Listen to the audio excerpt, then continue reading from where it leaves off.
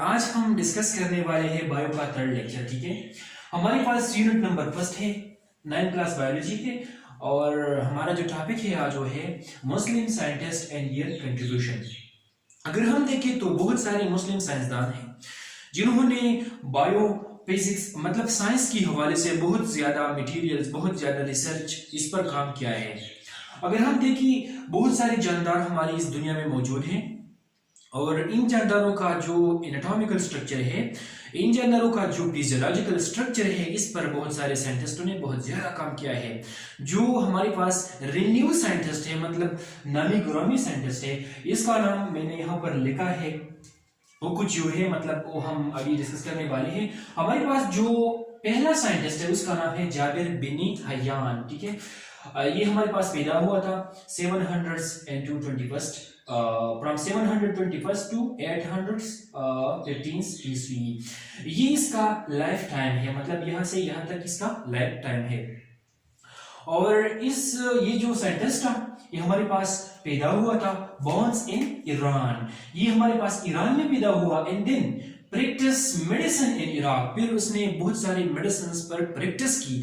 उसका जो इफेक्ट था इंसान की जिस्म पर, उसको किताबों वगैरह में लिखा, और ये प्रैक्टिस जो की इसने इराक में की। मतलब हमारे पास ये पैदा हो गया ईरान में और फिर प्रैक्टिस किया इराक पर। ठीक है, इसके बाद introduce experimental chemistry. Jabir bin Hayyan ने जो रिन्यू काम की है, मतलब बहुत ज्यादा काम किया है इस साइंटिस्ट ने, उसने एक्सपेरिमेंटल केमिस्ट्री को इंट्रोड्यूस किया है। एक्सपेरिमेंटल केमिस्ट्री क्या चीज है? केमिस्ट्री तो आप सब लोग जानते हो केमिस्ट्री क्या चीज है। और जो केमिस्ट्री के अंदर एक्सपेरिमेंट मतलब जो तजरीबात हो रहे हैं, इस पर बहुत ज्यादा काम किया है। मतलब इस एक्सपेरिमेंटल केमिस्ट्री को इंट्रोड्यूस किया है जाबिर बिन हयान ने। बहुत सारी किताबें लिखी है इस जाबिर बिन हयान ने। हमारे पास जो दो किताबें हैं वो बहुत ज्यादा रिन्यू बुक्स है, मतलब वो जो नामी गिरामी किताब है वो दो है अल नबातात एंड अल हैवानात। अल नबातात क्या किताब है? कौन सी किताब है? अल नबातात वो किताब है जिसमें बहुत सारी प्लांट्स वगैरह की हवाले से बातें की गई है, बोटानिकल्स मेडिसिनल प्लांट्स कि वो प्लांट जो कि इंसान की फलाह बहबूद के लिए इस्तेमाल हो सके और मेडिसिन के लिए इस्तेमाल हो सके। तो इस पर बहुत ज्यादा बातें की, इस बुक में बहुत ज्यादा बातें की गई है।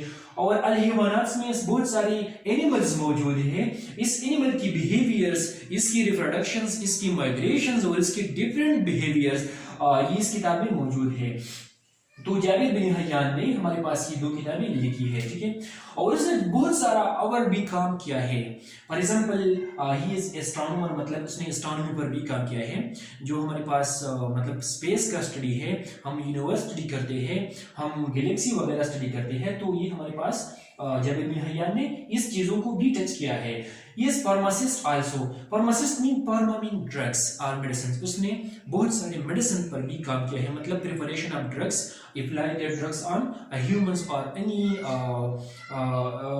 individual or any type of animals। इस पर बहुत ज्यादा काम किया है मेडिसिन के ऊपर। And he is a philosopher also, engineer also, engineering और फिलॉसफी पर बहुत ज्यादा काम किया है। तो ये हमारे पास था जाबिर बिन हयान।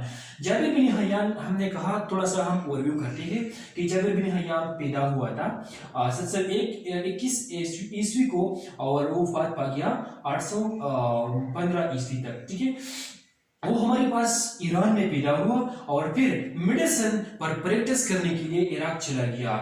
इसके बाद उन्होंने इंट्रोड्यूस की एक्सपेरिमेंटल केमिस्ट्री, मतलब बहुत ज्यादा काम किया, एक्सपेरिमेंटल केमिस्ट्री को इंट्रोड्यूस किया। और उसने दो किताबें लिखी जो कि हमारे पास मौजूद है, यानी अल नबातात एंड अल हैवानात। ठीक है, और उसने जो और काम किया है, उसने एस्ट्रोनॉमी पर काम किया है, फार्मासिस्ट भी वो रहा है, मतलब उसने फार्मेसी वगैरह या मतलब मेडिसिन के ऊपर बहुत काम किया है, और फिलॉसफी पर भी काम किया है, और ये इंजीनियरिंग पर उसने भी बहुत ज्यादा काम किया है। इसके बाद जो और साइंटिस्ट है वो है अब्दुल मालिक असामी। ठीक है, अब्दुल मालिक असामी या असमी, ये कौन सी साइंटिस्ट है? ये पैदा हुआ 740 टू 828 ईस्वी को। मतलब इसने ये हमारे पास इसका जो लाइफ है ये 740 से लेकर 828 तक इसका लाइफ है। मतलब यहाँ पैदा हुआ और यहाँ पर वो पा गया इस ईस्वी में। उसने बहुत सारा काम किए है, उसने मतलब बहुत सारे जानदार जो कि एनिमल की साइड पर मौजूद है, इनकी बिहेवियर्स और बहुत सारी स्पीशीज पर उन्होंने मतलब क्लासिफिकेशन पर ज्यादा काम किया है इस साइंटिस्ट ने।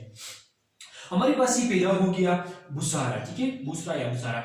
और इसके बाद वो उसने स्पेशलाइज्ड इन एनिमल साइंस, मतलब उसने एनिमल साइंस पर बहुत ज्यादा स्पेशलिटी हासिल की। उसको पता चला कि एनिमल कौन सी जानवर है या कौन सी ऑर्गेनिजम्स है, वो क्या खाता है, वो मतलब माइग्रेशन किस तरह करता है, रिप्रोडक्शन किस तरह करता है, और वो हंटिंग किस तरह करता है, मतलब डिफरेंट टाइप ऑफ एनिमल्स जो थी ना। इस पर अब्दुल मालिक असमी ने बहुत सारा कुछ लिखा, ठीक है। वो उसने भी कुछ किताबें लिखी जो कि बहुत ज्यादा अहम है एनिमल की साइड पर। हमने पहले आपको कहा कि एनिमल की साइड पर ये एक स्पेशलिस्ट था, मतलब एनिमल की साइड पर उन्होंने बहुत ज्यादा डिटेल जो बातें की है वो उसने कवर की है अपनी बुकों में, ठीक है। तो हमारे पास जो बेसिक बुक्स है वो है एनिमल्स पर और प्लांट्स पर, मतलब दो जानदारों पर यानी एनिमल्स एंड प्लांट पर बहुत सारा उसका कुछ मौजूद है, मतलब किताबें लिखी है एनिमल और प्लांट्स पर। हमारे पास जो किताबें है एनिमल पर वो है अलखेल। अलखेल मीन हॉर्सेस। इस बुक में हॉर्सेस की जो डिफरेंट फिनोमेना है, जो कुछ खाती है, मतलब ये हर्बियोर्स है या अम्नियोर्स है या कार्नियोर्स है, या मतलब उसका जो चलने का प्रोसेस है, या बहुत कुछ जो मौजूद है इसमें लिखा गया है। अलखेल मतलब हॉर्सेस के बारे में इस साइंटिस्ट ने बहुत कुछ लिखा है। अल इबिल, अल इबिल मीन केमल। केमल के ऊपर भी बहुत सारा कुछ अपने बुक में लिखा है, इसकी किताबें है, ठीक है। ये जो किताबें है मतलब अल खैल ये हॉर्सेस पर है, अल इबिल ये केमल पर है, अल शामी ये शीप, ठीक है, ये शीप पर है, और अल वुहूश ये उस जानवरों पर है जो कि हंटिंग करती है, मतलब एक दूसरे को खाती है, कार्निवोर जानवर है, ठीक है। हमारे पास लायन हो गया या टाइगर वगैरह, तो इस पर बहुत सारी बातें इस बुक में मौजूद है। और ये किस साइंटिस्ट ने जमा किया, किस साइंटिस्ट ने लिखा, ये हमारे पास अब्दुल मालिक असमी ने लिखा। जो हमारे पास फोर्थ फाइव किताब है वो है किताबुल इंसान। Animal it is human it is the most advanced mammal and will develop mammal according to their memory power, according to their psychology, according to their behaviors. So इंसान पर बहुत ज्यादा बातें इसने की है कि इंसान का जो जिस्म है इसमें कौन सी अर्गन मौजूद है, और इंसान का जो स्पीशीज है ये कौन सी कैटेगरी के साथ बिलोंग करता है। तो बहुत सारी बातें इसने की है किताबुल इंसान। हमने कहा अब्दुल मालिक असमी, ठीक है, हमने उसकी पैदाइश के बारे में कहा, फिर हमने कहा कि पैदा हुआ था बुसारा में, और उसने एनिमल्स और प्लांट पर बहुत कुछ किताबें लिखी है और स्पेशल एनिमल पर बहुत ज्यादा कुछ काम किया है। हमारे पास ये किताबें है अल खेल, अल इबिल, अल शाह, इन अल वुहूश, इन अल किताबुल हैवान, ये इसकी किताबें है, ठीक है। जो नेक्स्ट साइंटिस्ट है वो है अबू अली सीना। ये भी एक नामवर साइंसदान है। हमारे पास बायो पर इसने बहुत ज्यादा काम किया है, ठीक है। और अगर हम देखें ये पैदा हुआ था यानी 980 फ्रॉम 980 टू 1037, मतलब इसका जो लाइफ था ये वो था, ठीक है। और ये हमारे पास पैदा हुआ था बॉल्स नियर बुखारा, बुखारा के करीब ये पैदा हुआ था। बोलिसिना बुखारा के करीब पैदा हुआ था। It is a greatest Muslim scientist. ये हमारे पास बहुत ज्यादा मुस्लिम संतानों में से सबसे जो एडवांस, सबसे जो डेवलप साइंटिस्ट है, सबसे जो बड़ा साइंटिस्ट है, जो ज्यादा काम किया है वो है अबू अली सीना। उसने बहुत सारे एक्सपेरिमेंट की और मतलब वो एक्सपर्ट था, ठीक है। कौन सी चीजों में वो एक्सपर्ट था? वो एक्सपर्ट था मैथ्स में, ठीक है, मैथमेटिक्स में, एस्ट्रोनॉमी में। एस्ट्रोनॉमी क्या चीज है मैंने आपको पहले बताया, जो कि यूनिवर्स का स्टडी है उसको हम एस्ट्रोनॉमी कह सकते हैं। फिजिक्स पर बहुत ज्यादा काम किया और पैलेंटोलॉजी पर बहुत ज्यादा काम किया। What is palaeontology? Palaeontology mean the study of fossils. What is fossil? Fossil it is the reduced form or it is the extinct form of plants and animal. Fossil कौन सी चीज है?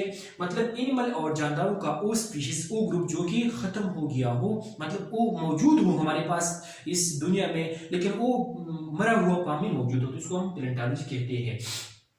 तो हमारे पास बोलिसिना ने क्या काम किया? उसने एस्ट्रोनॉमी पर काम किया, फिजिक्स पर ज्यादा काम किया और पैलेंटोलॉजी पर भी काम किया, और बहुत सारे और काम भी बोलिसिना ने किए हैं, ठीक है। मैंने तो आपको पहले कहा कि ये हमारे पास ग्रेटेस्ट मुस्लिम साइंटिस्ट था, तो जरूर उसने बहुत ज्यादा काम किया होगा। ठीक है, जो आपकी किताब में मौजूद है 9th क्लास के बारे में हम वही डिस्कस करने वाले हैं, क्योंकि 9th क्लास की जो स्टूडेंट है वो इतना उसका मेमोरी इतना तेज नहीं होता, तो उसको सिर्फ हम किताब के हवाले से बातें करते हैं। ठीक है, हमारा जो नेक्स्ट काम है बोलेसिना का वो क्या है, work on structure and disease of eye. इसने बहुत सारी इंसान की जो आई है इसकी डिजीजेस और इसकी विजुअलाइज यानी पावर, इस पर बहुत ज्यादा काम किया।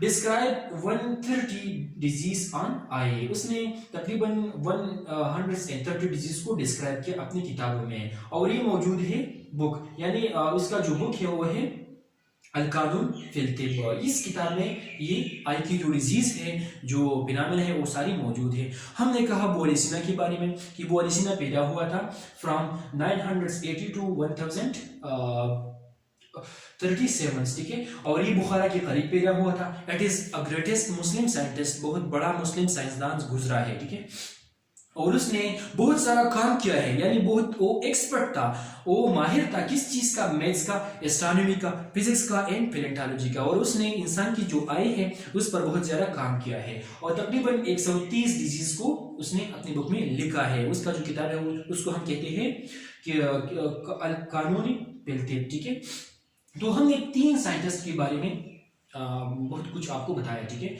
उम्मीद रखता हो आपने बहुत कुछ सीखा हो हमारे इस लेक्चर से। जो हमारा नेक्स्ट टॉपिक है वो है Abu Usman Umar al-Jahiz. Abu Usman Umar al-Jahiz, it is also a renewed scientist of biology. It's mean that he also work a lot in the field of science.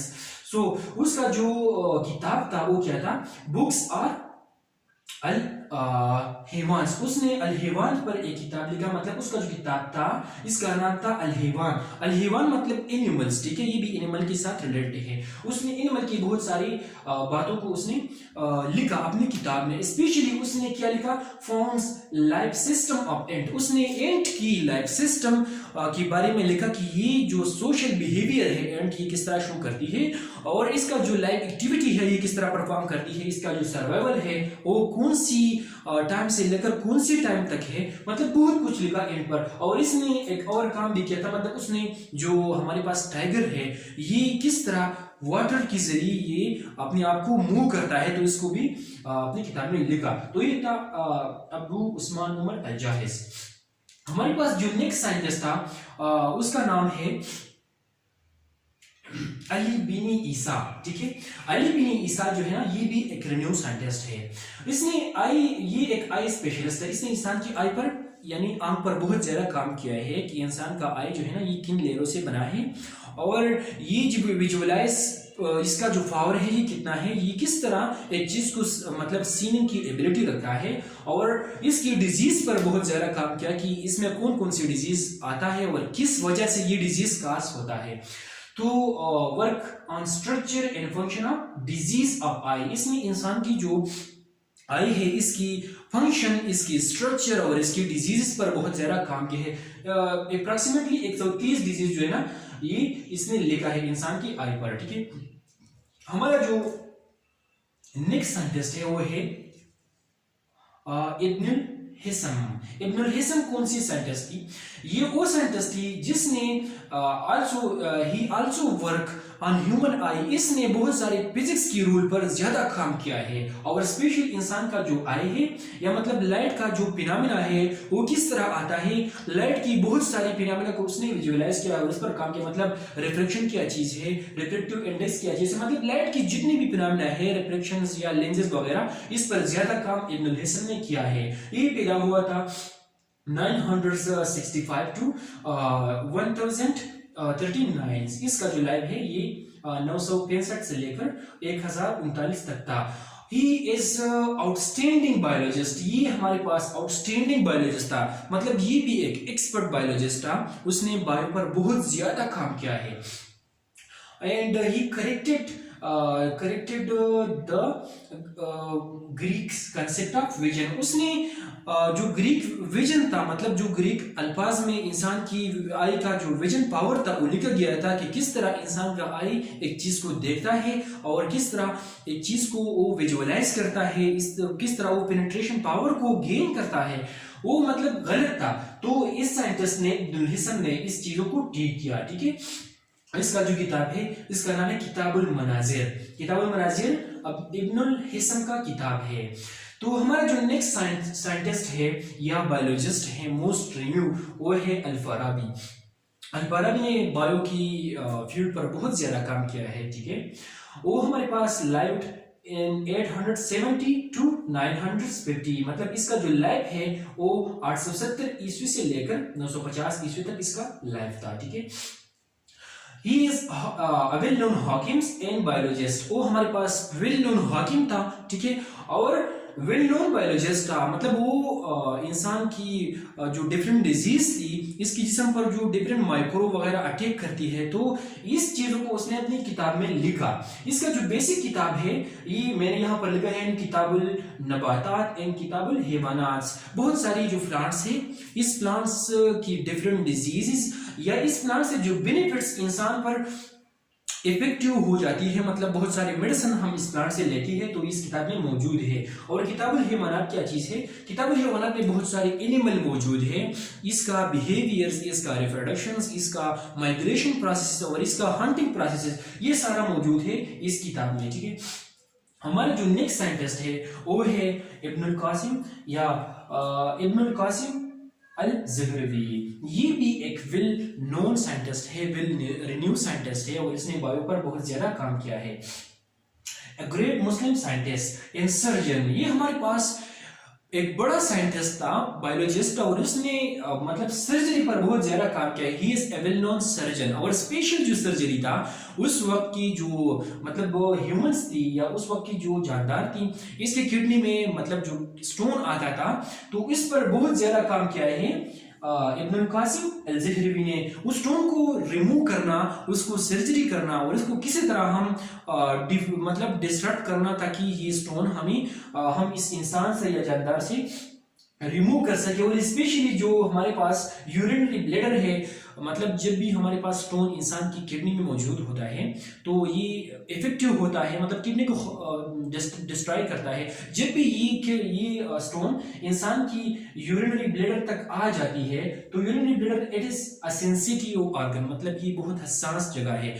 जब भी हमारे पास urinary bladder के अंदर ये stone आता है तो urinary bladder को ये स्टॉप करता है, या इसको मतलब क्रोच करता है, या इसको डिस्ट्रॉय करता है, इसमें जख्म पैदा करता है।